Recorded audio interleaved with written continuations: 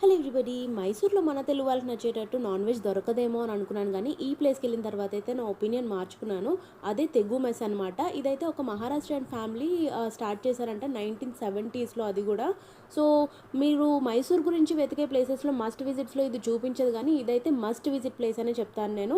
మీకు non veg తినాలని ఉంది అంటే మాత్రం ఆలోచించకుండా సెకండ్ థాట్ ఏం చెయ్యకుండానే వెళ్ళిపోండి ఇక్కడికి. సో వీళ్ళ దగ్గర వచ్చేసి non veg breakfast, lunch and dinner అన్నీ దొరుకుతాయంట. నాకు బ్రేక్ఫాస్ట్కి వెళ్ళడానికి అయితే వీలవ్వలేదు. బట్ నేనైతే లంచ్ ట్రై చేశానమాట. ఇదేదో పెద్ద రెస్టారెంట్ లాగో ఎలాగో ఉంటుందని అయితే ఎక్స్పెక్ట్ చేసి వెళ్ళొద్దు. పైనే వాళ్ళ ఓనర్స్ వాళ్ళది ఇల్లు ఉంటుంది అండ్ కిందన మెస్ ఉంటుందన్నమాట. ఇది ప్రాపర్ లోకల్ స్టైల్లో ఉన్న మెస్ అనమాట.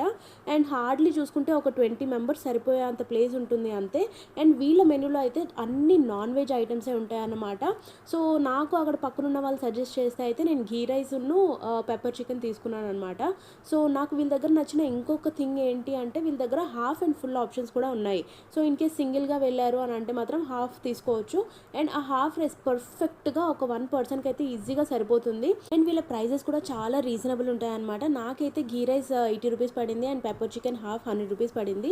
సో మెనూ కూడా నేను ఈ వీడియోలో అటాచ్ చేశాను. ఇన్ కేస్ మీరు మైసూర్ వెళ్ళారు అని అంటే మాత్రం ఈ ప్లేస్ని తప్పకుండా విజిట్ చేయండి. లేదు ఆల్రెడీ వెళ్ళాను అని అనుకుంటే మీ ఎక్స్పీరియన్స్ని కమెంట్స్లో షేర్ చేసేసేయండి. అండ్ ఇలాంటి మరిన్ని హిడెన్ స్పాట్స్ కోసం అయితే మన ఛానల్ని వెంటనే సబ్స్క్రైబ్ చేసేసుకోండి. Okay, happy eating, bye.